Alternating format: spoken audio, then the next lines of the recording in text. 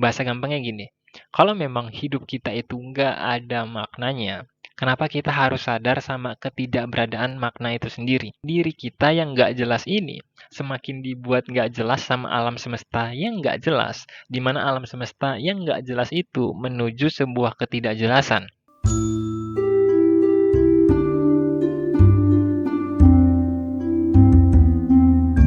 Filsafat. Entah kenapa kata itu semakin populer ya belakangan ini. Khususnya dengan semakin mudahnya penyebaran informasi di sosial media atau di internet, filsafat perlahan demi perlahan mulai bertransformasi dari sesuatu yang mulanya cukup eksklusif menjadi sebuah nilai yang bisa dibilang cukup umum gitu, di mana setiap orang bisa mempelajarinya. Tapi di era sebelumnya, filsafat menjadi bidang yang cukup eksklusif itu bukan tanpa sebuah alasan. Dan alasannya juga sebenarnya bukan karena filsafat itu rumit atau sulit gitu. Karena kalau kita lihat bidang-bidang lain, ya ada bidang-bidang yang sebenarnya rumit juga, sulit juga. Contohnya ya kayak kalkulus, fisika murni, atau neuropsikologi, dan masih banyak lagi. Jadi definisi kerumitan itu sebenarnya bisa dibilang relatif. Salah satu hal yang justru kerap kali menyebabkan filsafat itu dijauhi atau dianggap eksklusif dan dianggap berat, sejatinya justru ada pada ranah ilusi kesadaran di dalamnya. Berbeda dengan dimensi keilmuan lain, filsafat mengajarkan sebuah nilai yang sangat dekat dengan kehidupan manusia itu sendiri.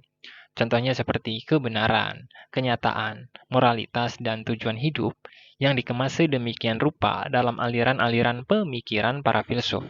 Dan terkadang aliran-aliran pemikiran tersebut dapat menjebak kesadaran seseorang pada sebuah keniscayaan atau keyakinan yang membabi buta terhadap kenyataan.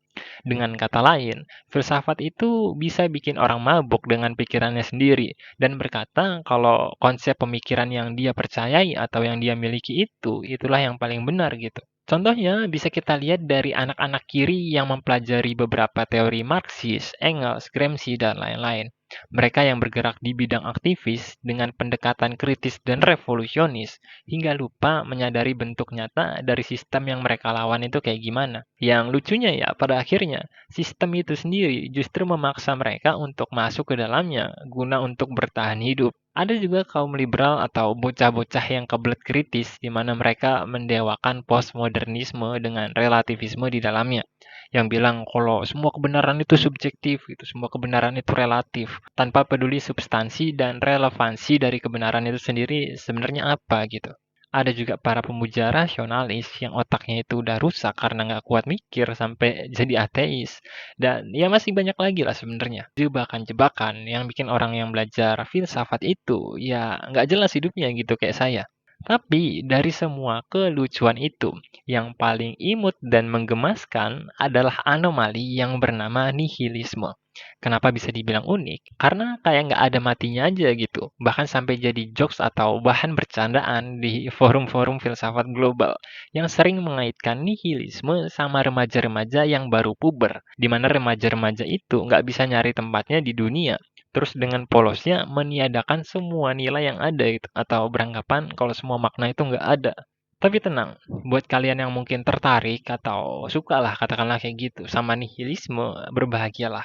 Karena sekarang kita bakal bahas nihilisme paling radikal, yang bahkan kalian mungkin nggak bakal nemu di TikTok atau buku-buku Pak Tua Kumis itu sendiri. Namanya adalah nihilisme kosmik. Pertama, kita sebagai manusia memang dikutuk untuk menjadi negatif dan menihilkan sebuah keberadaan. Alasannya karena untuk mempertahankan keberadaan itu sendiri, manusia pasti membutuhkan korban, baik dalam bentuk tumbuhan maupun hewan yang kita makan. Yang artinya, untuk mempertahankan nilainya, maka manusia harus meniadakan sebuah nilai. Dan lucunya, nilai yang berusaha manusia pertahankan itu sendiri dengan meniadakan nilai lain, pada akhirnya juga nggak akan bisa manusia pertahanin selamanya. Khususnya saat manusia itu sendiri mati dan memuai di dalam tanah gitu. Nilai yang manusia berusaha lindungi mati-matian selama hidupnya itu, bahkan sampai ngelahirin konflik, perang, antri lapangan kerja, itu pada akhirnya cuma jadi nilai yang kayak nutrisi bagi makhluk lain gitu. Jadi, wajah yang kalian anggap tampan dan rupawan kalau ngelihat cermin itu, cuman bakal jadi makanan orang-orang dan makhluk lain di bawah tanah. Semua pencapaian, keberhasilan, kisah panjang yang kita jalanin, itu bakal terlupakan seperti miliaran manusia yang udah lebih dahulu lahir sebelum kita. Jadi, mau si kumis tua itu bilang seseorang itu bisa membuat maknanya sendiri atau bisa menjadi seorang Ubermensch itu ya bullshit gitu. Itu cuman pelarian doang yang bilang kalau hidup kalian itu bisa bermakna kalau punya identitas yang berkualitas. Pertanyaannya, berkualitas untuk apa? Sampai kapan kualitas itu bertahan? Dan siapa yang nganggap itu berkualitas gitu? Selama ini kan Ubermensch itu dinarasikan sebagai manusia super yang melawan arus peradaban. Lah kalau peradabannya aja nggak peduli sama keberadaan manusia super itu, ya berarti ngelawan siapa gitu? Ngelawan diri sendiri kah gitu? Ngelawan diri sendiri dari apa? Ngelawan diri sendiri supaya nggak kebawa arus peradaban yang nggak jelas gitu. Lah itu kan menurut Anda gitu nggak jelas ya. Mereka yang kebawa arus peradaban itu yang nggak ngerasa tersesat, buktinya bahagia-bahagia aja gitu. Fine-fine aja atau bahkan senang-senang aja dengan hidup mereka. Sebenarnya kritik dan patahnya pemikiran nihilisme dari Nietzsche itu sendiri ya bisa ada di situ gitu, bisa kita lihat di situ. Khususnya saat pada kenyataannya, orang yang disebut kerumunan tersesat itu justru jauh lebih bisa menemukan makna atau lebih fokus sama tujuan hidup mereka dibanding orang-orang yang mengatakan diri mereka Ubermensch atau ngerasa hidupnya itu udah paling bener dan bermakna. Dan Nietzsche salahnya di situ, karena dia terlalu fokus meniadakan nilai hanya untuk membangun narasi atau membangun nilai lain versi dirinya sendiri, yang sebenarnya nggak jauh beda dengan ilusi kerumunan itu sendiri. Kenapa bisa kayak gitu? Karena kesadaran manusia itu nggak peduli dengan kenyataan atau ilusi. Yang paling penting bagi kesadaran manusia adalah bagaimana kenyataan atau ilusi itu bisa memberi sebuah rasa nyaman pada diri seseorang gitu, atau bisa memberi sebuah makna. Jadi, kalau pada kenyataannya mereka yang dibilang domba tersesat atau domba tanpa pengembala itu bisa menemukan makna atau kebahagiaan dalam hidupnya, terus kita mau kayak gimana? Sekarang kita kembali ke siklus di alam tadi, di mana secara natural manusia hanya bagian kecil dari alam. Jadi secara konseptual, manusia itu nggak beda jauh sama hewan atau tumbuhan, karena sama-sama hidup, sama-sama mati, sama-sama terlupakan di waktu-waktu yang akan datang. Nggak berhenti sampai di situ. Buat kalian yang mempelajari tentang kosmologi, pasti udah akrab dengan yang namanya entropi, di mana alam semesta bergerak menuju kekacauan atau bentuk yang acak. Nah, dari situ kita bisa lihat diri kita yang nggak jelas ini semakin dibuat nggak jelas sama alam semesta yang nggak jelas, di mana alam semesta yang nggak jelas itu menuju sebuah ketidakjelasan. Pertanyaan ontologisnya, kenapa? Kenapa sesuatu yang tidak jelas punya kesadaran akan ketidakjelasannya? Bahasa gampangnya gini, kalau memang hidup kita itu nggak ada maknanya, kenapa kita harus sadar sama ketidakberadaan makna itu sendiri? Jawabannya bisa terbagi dari dua hal. Pertama, kita bisa jadi adalah kesalahan semesta itu sendiri, atau lebih mirip-mirip kayak bug dan kesalahan di dalam komputer gitu. Jawaban kedua, karena ketidakjelasan itu sendiri sebenarnya belum selesai gitu, atau bukan akhir dari segalanya.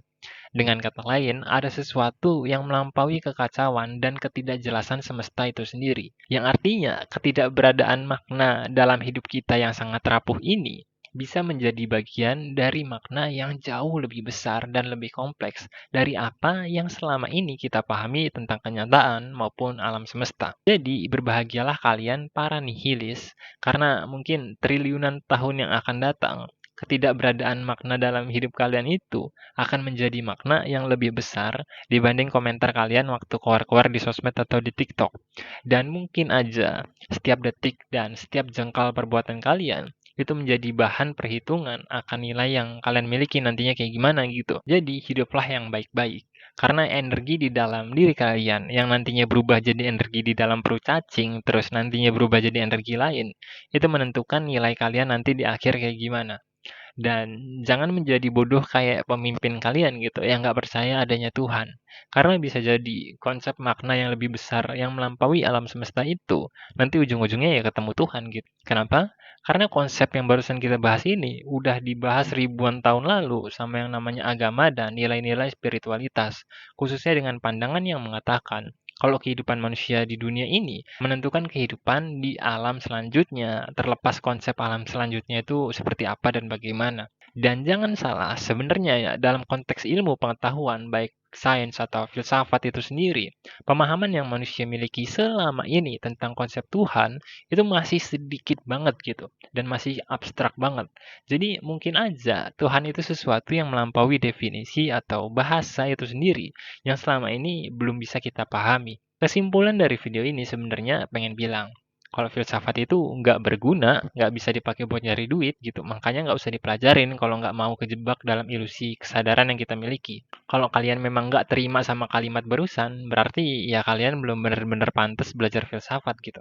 Kalian masih kemakan ego kalian sendiri buat gunain filsafat sebagai pelarian atau topeng dari krisis identitas. Karena mungkin kalau ditanya kenapa sih kalian itu suka sama filsafat, pun jawaban kalian mungkin ya masih belegak-beleguk gitu, masih kayak orang bingung dan berusaha mencari jawaban yang terbaik lah gitu, kebingungan.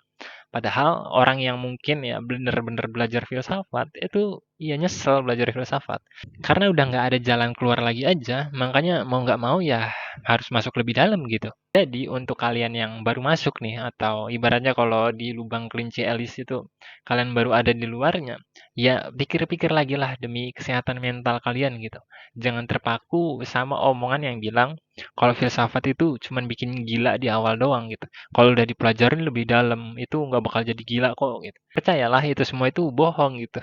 Percayalah filsafat itu bener-bener memang bikin gila. Dikit-dikit waras, dikit-dikit gila, dikit-dikit waras lagi, dikit-dikit gila lagi. Gitu aja terus sampai kalian menerima kegilaan itu sendiri. Jadi bagian tak terpisahkan dari kehidupan. Sekian kausalisme, semoga video ini bisa menghasilkan uang ke saya. Sampai jumpa.